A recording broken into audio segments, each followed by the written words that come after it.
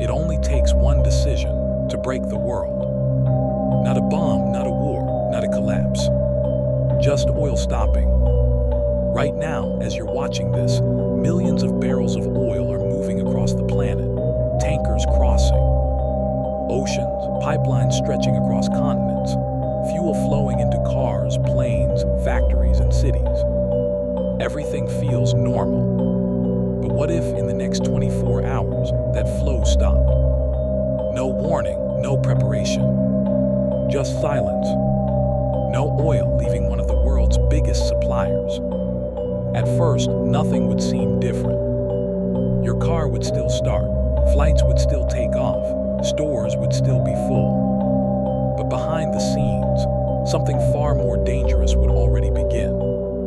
Because the modern world isn't just powered by oil. It depends on it. And once that supply is disrupted, the countdown begins.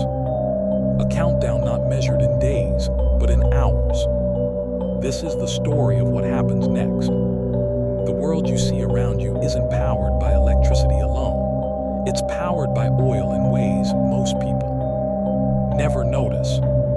Every truck delivering food to your local store runs on fuel. Every airplane connecting countries burns. Thousands of gallons per flight. Every product you order online travels through a supply chain that depends on oil at every step. Even the plastic in your phone, the packaging of your food, and the materials used in construction all trace back to oil. It is not just an energy source.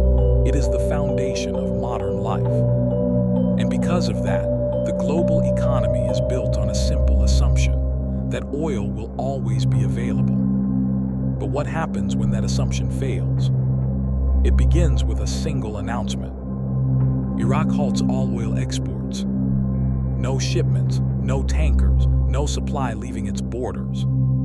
At first, it sounds like just another geopolitical conflict, something distant, something temporary. But within minutes, global markets react. Oil prices spike instantly. Trading screens turn red. Investors begin to panic because they understand what this means. This is not just a supply issue. This is the start of a chain reaction. Governments rush into emergency meetings. Analysts try to predict the impact. News channels begin non-stop coverage. And while the world watches, the system begins to strain. Within hours, the effects reach everyday life. Fuel prices begin rising rapidly. Gas stations update their numbers again and again. People notice.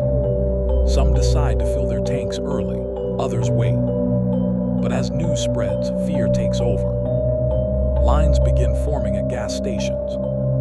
What starts as caution turns into panic. By the end of the first day, transportation companies begin adjusting operations. Airlines cancel select. Routes shipping costs increase. Deliveries slow down. And when deliveries slow down, everything changes. Supermarkets begin to feel the pressure. Shelves empty faster than they can be restocked. Not because there's no food, but because the system that moves it is breaking down. By the second day, the situation becomes visible everywhere. Fuel shortages appear in certain areas. Prices continue to rise. Panic buying spreads. Because people don't react to facts, they react to fear. As the crisis deepens, global power begins to shift. The United States considers releasing oil from its strategic reserves, massive underground storing, designed for emergencies. But this is only temporary. It buys time, not stability. Other oil-producing nations suddenly gain influence. Saudi Arabia, one of the largest producers, now holds a critical decision. Increase production and stabilize the market, or hold back and let prices rise. Meanwhile, countries heavily dependent on imported energy begin to struggle. Europe faces rising costs and uncertainty.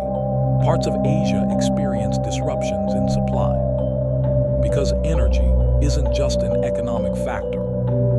It is survival. As days pass, the economic pressure becomes impossible to ignore. Inflation rises sharply. The cost of goods increases. Businesses struggle to operate under rising expenses. Some begin to shut down. Stock markets fluctuate wildly, reflecting uncertainty and fear. But the most dangerous phase isn't economic. It's social. Because when people feel pressure for too long, frustration turns into anger. Protests begin. Citizens demand answers. Governments face growing criticism. And in some regions, unrest escalates. History has shown this again and again. Resource shortages don't remain economic problems. They become human crises. Oil built the modern world. It enabled growth, connectivity, and progress on a global scale. But it also created a dependency so deep that removing it exposes just how fragile everything really is. The same resource that powers the world also has the power to destabilize it. And that's the reality most people don't see. This isn't just about oil. It's about how interconnected everything has become. How one decision in one part of the world can affect millions of lives across the planet. Because once that chain reaction begins, it doesn't stop easily. It spreads. It accelerates. And before you realize it, the world you thought was stable starts to change. So the real question is if this could happen. The real question is, when?